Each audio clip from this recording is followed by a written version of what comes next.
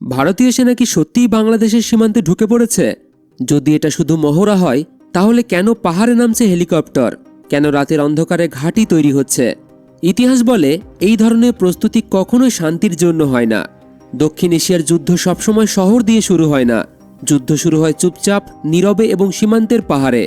আর আজ সেই নীরবতায় সবচেয়ে বেশি শোনা যাচ্ছে মিজোরামের দুর্গম পাহাড়ে। যারা জিওপলিটিক্স বোঝে তারা জানে এটা কোনো সাধারণ পাহাড় নয়, এটা শক্তি প্রদর্শন, এটা চাপ তৈরি করার কৌশল। সাম্প্রতিক সময়ে ভারতের উত্তর পূর্ব সীমান্তে যে সামরিক নড়াচড়া দেখা যাচ্ছে, সেটাকে কাগজে কলমে সীমান্ত সুরক্ষা বলা হচ্ছে। কিন্তু বাস্তবে হেলিকপ্টার একই পাহাড়ের চূড়ায় ঘাঁটির জায়গা চিহ্নিত করা, নতুন লজিস্টিক রুট ম্যাপিং, এই কাজগুলি করা হচ্ছে। আর এই কাজগুলি করা হয় তখনই যখন ভবিষ্যতে সীমান্তের ভিতরে ঢোকার পরিকল্পনা থাকে। আর্মিদের ভাষায় একে বলা হয় অপারেশনাল প্রস্তুতির প্রথম ধাপ। প্রশ্নটা তাই পরিষ্কার, ভারত কি শুধু পাহারা দিচ্ছে, নাকি সীমান্ত পেরোনোর জন্য মানসিক ও সামরিক প্রস্তুতি নিচ্ছে? কারণ ইতিহাস বলে প্রথমে আসে নজরদারি, তারপর আসে অবস্থান শক্ত করা, আর সবশেষে আসে সংঘর্ষ। এই পাহাড়ি পয়েন্টগুলো থেকে ভারতের নজর শুধু সীমান্তে আটকে নেই, সরাসরি নজর পড়েছে বাংলাদেশের ভিতরে, বিশেষ করে চট্টগ্রামের দিকে। চট্টগ্রাম শুধু একটি শহর নয়, চট্টগ্রাম মানে বাংলাদেশের অর্থনীতির হৃৎপিণ্ড। বন্দর, জ্বালানি, আমদানি রপ্তানি, শিল্প সবকিছুর কেন্দ্র এই জায়গা। এই জায়গায় সামরিক চাপ মানে পুরো বাংলাদেশকে অর্থনৈতিকভাবে শ্বাসরোধ করা। এটা কোনো কাকতালীয় বিষয় নয়, এটা পরিকল্পিত স্ট্র্যাটেজিক চাপ।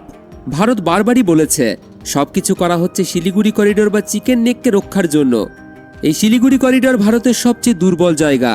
এই সরু করিডোর দিয়েই ভারতের উত্তর পূর্ব রাজ্যগুলোর মূল ভারতের সঙ্গে যুক্ত। এই দুর্বলতা ভারতের সামরিক চিন্তার কেন্দ্রে আছে। কিন্তু প্রশ্ন হলো, নিজের দুর্বলতা ঢাকতে গিয়ে অন্য দেশকে ভয় দেখানো কি গ্রহণযোগ্য কৌশল? আজ যদি সীমান্তে সামরিক চাপ দেওয়া হয়, কাল কি সেটা সরাসরি সংঘর্ষে যাবে না? ইতিহাস বলে সীমান্তে সেনা বাড়ানো মানেই শুধু ডিফেন্স নয়, অনেক সময় এটা হয় আগাম আঘাতের প্রস্তুতি। আর আধুনিক যুদ্ধ মানে শুধু ট্যাঙ্ক আর সৈন্য নয়, ড্রোন, স্যাটেলাইট, নজরদারি, সাইবার আক্রমণ, অর্থনৈতিক চাপ সব মিলিয়ে যুদ্ধ এখন বহুমুখী। সীমান্তে সেনা নড়াচড়া মানে অনেক সময় যুদ্ধের একেবারে শেষ ধাপ নয়, বরং শুরু। আর যদি সত্যিই যুদ্ধ শুরু হয়, সেটা থামবে না কাঁটাতারের লাইনে। এর প্রভাব পড়বে বাণিজ্যে, নৌপথে এবং আকাশপথে। পুরো অঞ্চল অস্থির হয়ে উঠবে। সবচেয়ে ভয়ঙ্কর বিষয় হলো, একবার সংঘর্ষ শুরু হলে সেটা নিয়ন্ত্রণের বাইরে চলে যেতে সময় লাগে না। মিজোরামের পাহাড়ে যা চলছে, হয়তো যুদ্ধ শুরু হয়ে যেতে পারে। কিন্তু ইতিহাস একটাই কথা বলে, যুদ্ধের ঘোষণা আগে আসে না, আগে আসে এই ধরনের নীরব প্রস্তুতি, যা ভারত আজ নিচ্ছে। প্রশ্ন একটাই, ভারত কি শুধু ভয় দেখাচ্ছে, নাকি দক্ষিণ এশিয়ার আরেকটা বড় সংঘর্ষের দিকে এগোচ্ছে?